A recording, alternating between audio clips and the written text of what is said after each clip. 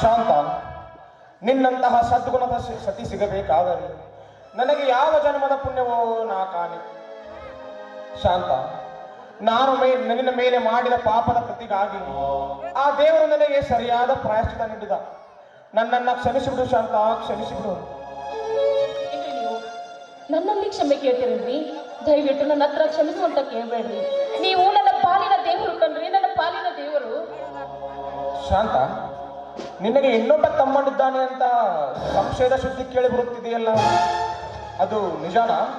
ಹೌದ್ರಿ, ನನ್ನ ತಂದೆ ತಾಯಿಗಳು ತೀರಿದ ನಂತರ ನನ್ನ ಕಿರಿಯ ತಮ್ಮ ಅದನ್ನು ನೋಡಿ ಕಣ್ಮರೆಯಾಗಿ ಹೋಗಿದ್ದಾನೆ. ಅವನ ಎದೆ ಮೇಲೆ ವಜ್ರ ಅಂತ ಹೆಸರಿದೆ ರೀ. ಆಯ್ತು ಶಾಂತ, ಬಾಯಾರಿಕೆಯಾದ ನಿನಗೆ ಆ ಸರೋವರದಲ್ಲಿ ಹೋಗಿ ನೀರನ್ನು ತೆಗೆದುಕೊಂಡು ಬರುತ್ತೇನೆ. ನೀನು ಸ್ವಲ್ಪ ಹೊತ್ತ ವಿಶ್ರಾಂತಿ ತೆಗೆದುಕೋ. ಸರಿ.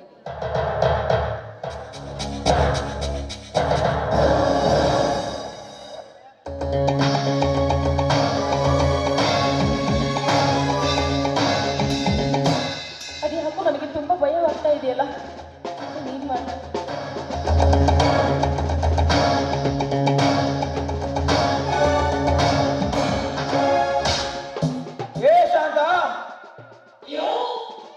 ಭಯ ಪಡಬೇಡ ಶಾಂತ, ಭಯ ಪಡಬೇಡ. ನಿಮ್ಮದೆಯಿಂದ ಪಾರಾದ ಅದೇ ಸಿಂಹ ಬೆನ್ನಟ್ಟಿಕೊಂಡು ಕಾಡಿಗೆ ಬಂದಿತ್ತಲ್ಲ ಎಂದು ಗಾಬರಿಗೊಳ್ಳಬೇಡ. ಯಾರವರು? ನಾನೇ ಸೂರ್ಯ ದೇವನ ಒಡಲಲ್ಲಿ ಬೆಳೆದು ಸಮುದ್ರ ದೇವನ ಒಡಲಲ್ಲಿ ಕಾಣಿಸಿಕೊಂಡ ರವಿವರ್ಮ, ಅರ್ಥಾತ್ ಇನ್ನೊಂದ ನಾರಿಯರ ರೂಪವನ್ನು ಚಿತ್ರಿಸುವ ಬಲಭೀಮ. ನೀಚ, ಹಿಂದಾದ ಕಥೆಯನ್ನು ನೆನಪಿಸಿಕೊಂಡು ನಮಗೆ ಮಾಡಬಾರದನ್ನು ಮಾಡಿದ್ದು ಸಾಲದೆ ಮತ್ತೆ ಏನು ಮಾಡಲು ಇಲ್ಲಿ ಬಂದಿದೆಯೋ ರಾಕ್ಷಸ? ಹೊರಟು ಹೋಗಲು ಬಂದಿಲ್ಲ ಶಾಂತ, ನಿನ್ನ ರೂಪ ಕಚ್ಚಲು ಬಂದಿರುವೆ. ಅತ್ತ ಕೆಂಪು ಮೈಸ್ತ್ರಿಯೇ ನಿನ್ನ ರೂಪ ಲಾವಣ್ಯವನ್ನು ಯೌವನದ ಮದದಲ್ಲಿ ನನ್ನಂತವನೊಂದಿಗೆ ಕಳೆಯದೆ ಆ ರಾಮನ ಕೈ ಹಿಡಿದು ಹಾಳಾಗಿ ಬಿಟ್ಟೆ.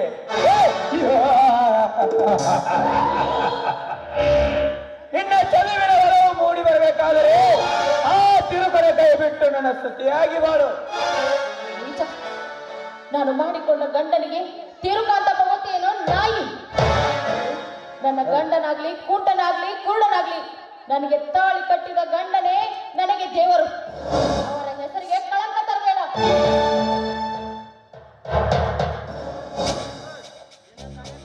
ನಿನ್ನಂತ ಅನೇಕ ನಾರಿಯರ ಹುಲಿಯಾಗಿ ರಕ್ತ ಸಿಂಹಾಸನವೇರಿ ಮೆರೆದಾಡುವ ಈ ರೇವರಿಗೆ ದಂಡನೆಂದು ಬರಿದ ಯಾರಂಡೆ? ನಿನ್ನ ತೊಂಡೆ ಹಣ್ಣಿನಂತ ತುಟಿ ಕತ್ತದೆ ನಾ ಬಿಡಲಾರೆ. ಕಚ್ಚುತ್ತಿನಂತೆ ಮುಂದೆ ಬಂದ ನಿನ್ನಂತವರು ಎಷ್ಟೋ ಜನ ಈ ನನ್ನಂತ ಹೆಣ್ಣು ಕೈಯಲ್ಲಿ ಮಣ್ಣಾಗಿ ಹೋಗಿದ್ದಾರೆ. ಅಂತದ್ರಲ್ಲಿ ನನ್ನ ತುಟಿ ಕಚ್ಚುತ್ತಿನಂತೆ ಮುಂದೆ ಬಂದಿದ್ದೆ ಆದ್ರೆ ನೋಡು, ನಿನ್ನ ಹೆಣ ಇಲ್ಲಿ ಖಂಡಿತ ಬೀಳುತ್ತದೆ. ನಿನ್ನ ರಕ್ತವನ್ನು ಕುಡಿಯದೆ ಬಿಡಲಾರೆ. ಭಾರವಾಗಿದ್ದ ಗಂಡಸಾಗಿ ಮುಂದಕ್ಕೆ. ಗಂಡಸು ಅಪ್ರತಿಮೆ ಪರಾಕ್ರಮನಾಗಿ ವಿಕ್ರಮ ರಾಜನಿಗೆ ಸರಿ ದೇವ ಕಾಡಿದಂತೆ ನಿಮ್ಮನ್ನು ಹೆಚ್ಚು ಹೆಚ್ಚು ಕಾಡಿದ ಈ ವೀರ ಧನಂಜನಿಗೆ ಗಂಡಸ್ತನದ ಸವಾಲು ಹಾಕುವೆ ಆ ಬಂಡೆಯನ್ನೇ. ಆ ಮೂರು ಕಣ್ಣುಳ್ಳ ಮುಕ್ಕಣ್ಣ ಬಂದರು ಸಿಡಿದಷ್ಟು ಹಾರುವ ನಿನ್ನ ಯೌವನದ ಪರದೆಯನ್ನು ಆಶ್ಚರ್ಯದ ರೀತಿಯಲ್ಲಿ ಬಿಚ್ಚಿನ ಸವೆಯದಿದ್ದರೆ ನನ್ನ ಹೆಸರು ರವಿವರ್ಮನೇ ಅಲ್ಲ. ಪಾಪಿ ರವಿವರ್ಮ, ನನ್ನ ಗಂಡನಿಗೆ ವೇಷ ಹೆಣ್ಣನ್ನು ತಗಲಿಸಿ ಮತ್ತೆ ಅವಳನ್ನು ಮೋಸ ನಮ್ಮ ಆಸ್ತಿನೆಲ್ಲ ಕಿತ್ತುಕೊಂಡಿದ್ಯಲ್ಲ. ನೋಡು, ಇದೇ ರೀತಿ ನನ್ನ ಎದುರಿಗೆ ಮಾತಾಡ ನಿಂತಿದ್ರೆ ನನ್ನ ಕಾಲಲ್ಲಿರುವ ಚಪ್ಪಲಿಂದ ಹೊಡೆದು ಬುದ್ಧಿ ಕಲಿಬೇಕಾಗುತ್ತದೆ.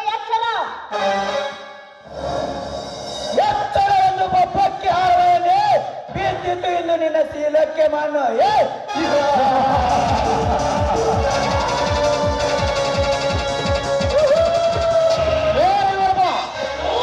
ಆ ವೇಷವೆಂದರೆ ಮೊಹಕ್ಕೆ ಸಿಲುಕಿಸಿ ನನ್ನ ಗೌರವವನ್ನು ಹಾಳು ಮಾಡಿ ಈಗ ನನ್ನ ಧರ್ಮ ಪತ್ನಿಯ ಮೇಲೆ ಕೈ ಮಾಡಿದೆಯಾ?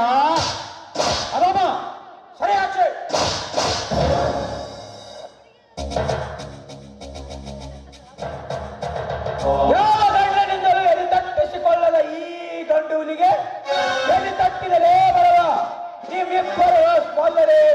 ಬಾರೆ.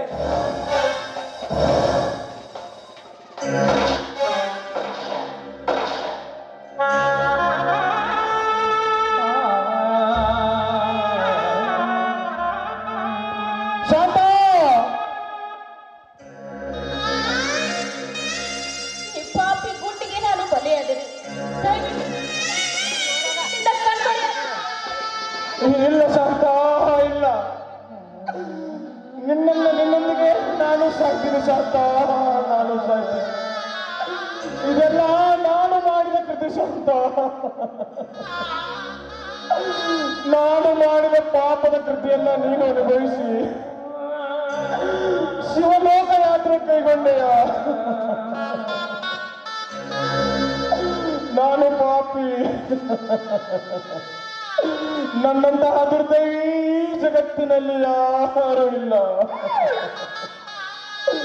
ಶಾಂತ, ಶಾಂತ, ಅಂದು ಆ ರಂಜನೆಯ ಮೋಹಕ್ಕೆ ಮನಸೋತು ನನ್ನ ಮಾತು ಸಿಡಿಯಿತು, ನನ್ನ ಈ ಮುತ್ತು ಹೊಡೆಯಿತು. ಇದಕ್ಕೆಲ್ಲ ಕಾರಣ ಮಾಯವಿಸುವ ಛಾಯೆ.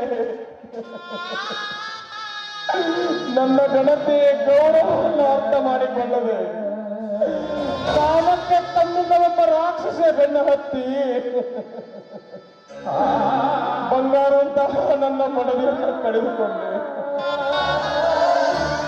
ಧರ್ಮ ತುಂಬಿದ ನನ್ನ ಈ ಮನೆಯ ಕೀರ್ತಿಯನ್ನ ಹಾಳು ಮಾಡಿಕೊಂಡೆ. ನನ್ನನ್ನ ಕ್ಷಮಿಸಿಬಿಡು ಶಾಂತ, ಕ್ಷಮಿಸಿಬಿಡು.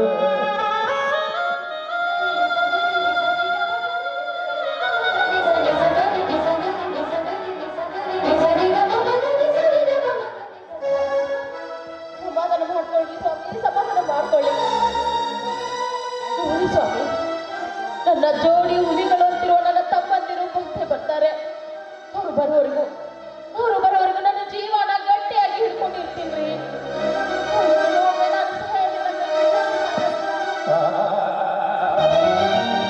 ಅಕ್ಕ, ಮಾಮ, ಏನಿದೆಲ್ಲ ನಿಮ್ಮ ಕೈ ಮೈಯಲ್ಲಿ ರಕ್ತ?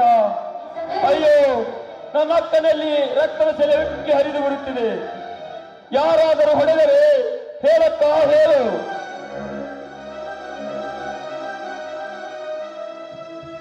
ಅವರು ಯಾರು ಅಂತ ನಾನು ಹೇಳ್ತೀನಿ.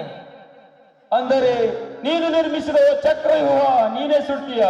ಅದೆಲ್ಲ ನನ್ನ ಸೇಡಿಗಾಗಿ ನಿರ್ಮಿಸಿದ ಚಕ್ರವ್ಯೂಹ. ಅದರಲ್ಲಿ ಆ ವೀರರನ್ನು ನಿರ್ಮಿಸಿದ್ದು ನಾನೇ.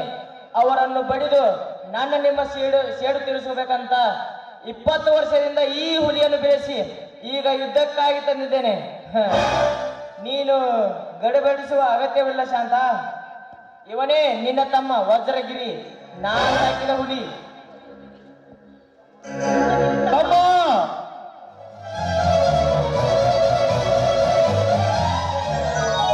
ಅಕ್ಕ ಅಕ್ಕ ನೋಡ್ಬೇಕು ಅಂತಾನೆ ನನ್ನ ಜೀವನ ಗಟ್ಟಿ ಹಿಡ್ಕೊಂಡಿದ್ದೇನೆ ಕಣೋ. ಬಂದ್ಬಿಟ್ಟಿಯೇನೋ ವಜ್ರಗಿರಿ. ಅಕ್ಕ, ಹೀಗೇಕೆ ನರಳಿ ಮಾತಾಡ್ತೀಯ ಅಕ್ಕ? ನಾನು ನಿನ್ನಿಂದ 20 ವರ್ಷ ದೂರವಾಗಿದ್ದೇನೆಂದು ಈಗ ಮಾತಾಡ್ತೀಯ? ಯಾಕೆ ನಿನ್ನ ಒತ್ತಿರುವಂತ ಶರೀರದ ಮೇಲೆ ರಕ್ತ ಬರುತ್ತಿದೆ? ಹೇಳಮ್ಮ, ಹೇಳು.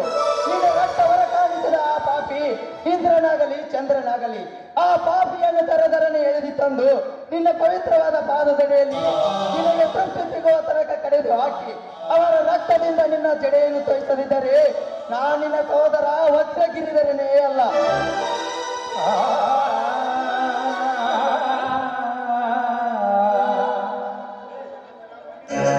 ವಜ್ರಗಿರಿ, ನೀನು ಬೆಟ್ಟದ ಹುಲಿಯಾಗಿರು, ಅವನು ಹಳ್ಳಿ ಹುಲಿಯಾಗಿ. ಆ ಪಾಪಿಯ ರಕ್ತ ಕುಡಿಯಲೇಬೇಕು ತಮ್ಮ, ಆ ಪಾಪಿಯ ರಕ್ತ ಕುಡಿಲೇಬೇಕು ನೀವು. ಸಂದೇಹಕ್ಕೆ ನನ್ನಕ್ಕ ಈ ಶಾಂತ ನಿತ್ತ ನೆಲದ ಮೇಲೆ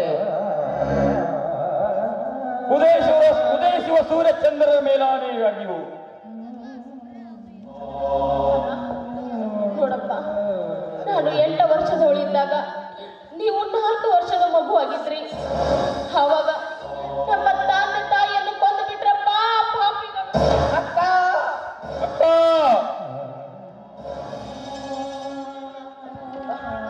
ಇದಕ್ಕೆಲ್ಲ ಕಾರಣ ಆ ರಾಜ ರವಿವರ್ಮರು.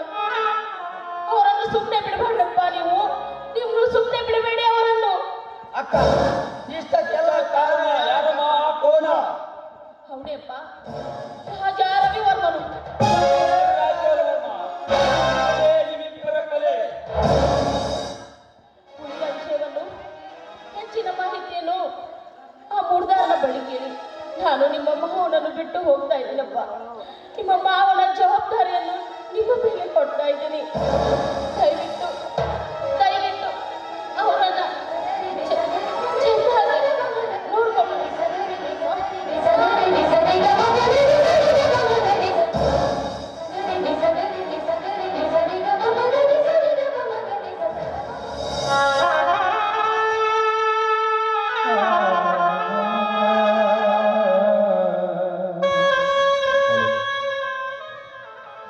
ಎದ್ದೇಳಿ ಹುಲಿಗಳೇ ಎದ್ದೇಳಿ. ಹೀಗಾಗಿ ಅತ್ತು ಕಣ್ಣೀರು ಹಾಕುತ್ತಿರುವುದಕ್ಕಿಂತ ಸೊಕ್ಕಿನಿಂದ ನಾಡಿನೊಳಗೆ ಅನೇಕ ನಾರಿಯರು ಸೀರೆ ಸೆಳೆದು ನಿಮ್ಮ ಮಾತಾಪಿತೃಗಳ ಅಕ್ಕನ ಕೊಲೆಗೆ ಕಾರಣರಾದವರು. ಆ ಚಾಂಡಾಲರನ್ನು ಚಂಡನ್ನು ಕತ್ತರಿಸಿ ಬಿಕ್ಕಿನಿಂದ ಕತ್ತರಿಸಿ ಅವರ ಆತ್ಮಕ್ಕೆ ಶಾಂತಿ ನೀಡಲು ಎಚ್ಚರರಾಗಿರಿ. ಹೌದು ಹೌದು, ಲೇ ರಾಜ ರವಿವರ್ಮ, ನನ್ನ ಒತ್ತ ಮಾತಾಪಿತರ ಸಾವಿಗೆ ಕಾರಣ ಆಗಿ ದೇವರ ಕೋಲನ ಆಚೆ ಬರ್ತೀರಾ ಮಕ್ಕಳ್ರ. ನೀವೀಗ ನಿಮ್ಮ ತಾಯಿಯ ಗರ್ಭದಲ್ಲಿ ಅಡಗಿ ಕೊಟ್ಟರು. ಆ ನಿನ್ನ ತಾಯಿಯ ಗರ್ಭವನ್ನು ಹರಡಿ ಹಾಕಿ ಹೊರಗೆಳೆಯಲು ನನಗೆ ತೃಪ್ತಿಯಾಗುವ ತನಕ ನಿನ್ನನ್ನು ಕಡೆದು ಹಾಕಿ ನನ್ನ ಆತ್ಮಾಂತ ಮಾತಿಗೆ ನಿನ್ನ ರಕ್ತದಿಂದ ಲೇಪನ ಮಾಡಿ ಅದೇ ರಕ್ತದಿಂದ ಸೇರಿಗೆ ಪ್ರತಿ ಸೇರಿ ಎಂದು ಬರೆಯುತ್ತಿದ್ದರೆ ನಾನು ವಜ್ರಗಿರಿ ರಾಜರೇ ಅಲ್ಲ. ಹೌದಲ್ಲ, ಹೌದು. ಈ ಹಿಂದೆ ನಮ್ಮ ಮಾತಾಪಿತರನ್ನು ಕೊಂದು 25 ವರ್ಷ ಹರ್ಷದಿನಲ್ಲಿ ದಾಡಿ ಈಗ ನನ್ನ ಅಕ್ಕನನ್ನು ಕೊಂದು ಆ ಪಾಪಿಗಳು ಈ ಭೂಲೋಕದಲ್ಲೇ ಇರಬಾರದು. ಲೇ ಮಗನೇ ರಾಜವರ್ಮ, ನಿಮ್ಮ ತಮ್ಮನೊಡಗೂಡಿ ನನ್ನ ಅಕ್ಕನನ್ನು ಕೊಂದ ಯಾವ ಮಗನೇ?